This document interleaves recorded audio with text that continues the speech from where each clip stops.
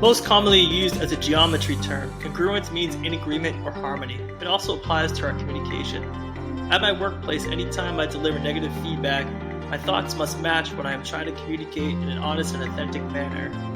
When my thoughts don't match what I'm feeling or thinking, the communication is said to be incongruent. At my workplace, I must separate descriptive from evaluative communication by heeding 3 steps. 1. Talk about what happened instead of about who was involved. Focus on reactions, consequences that the action produced, and 3. Focus discussion on suggested alternatives. For example, saying, "You messed up this task," makes other people feel attacked. Evaluative communication blames, makes a judgment, or quantifies. Instead of focusing on a person's characteristics, supportive communication should focus on the behavior which would cause this certain problem.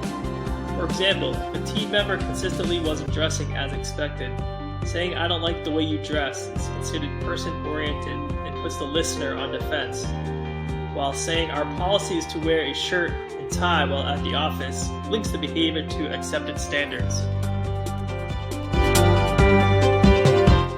Current research suggests validation means acknowledging, accepting, and understanding another's feelings and thoughts, and that you support them in their perspective.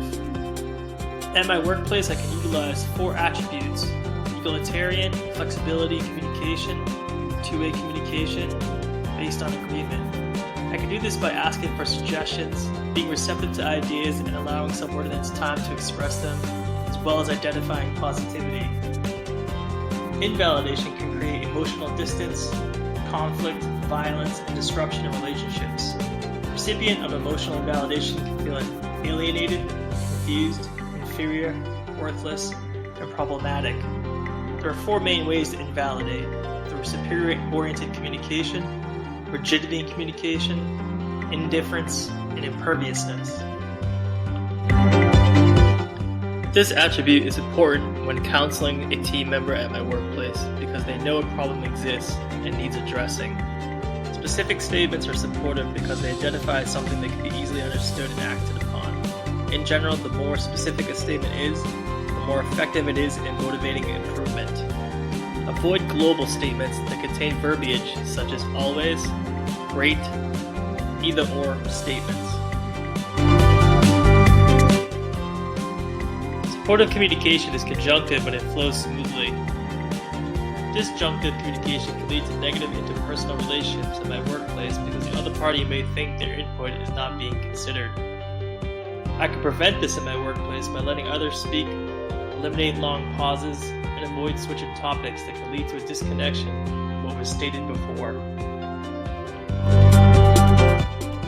I statements are a way of communicating that is meant to take the place of blaming language that can cause a subordinate at my workplace to go on the defensive. I can easily take responsibility for my statements by using first-person words such as I, me, mine.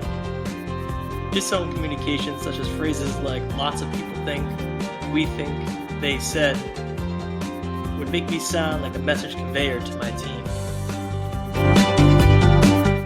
At work, handling situations with my team that fosters growth and strong positive relationships means developing the ability to hear and understand the message sent by another person, while at the same time helping to strengthen the relationship between the interacting parties.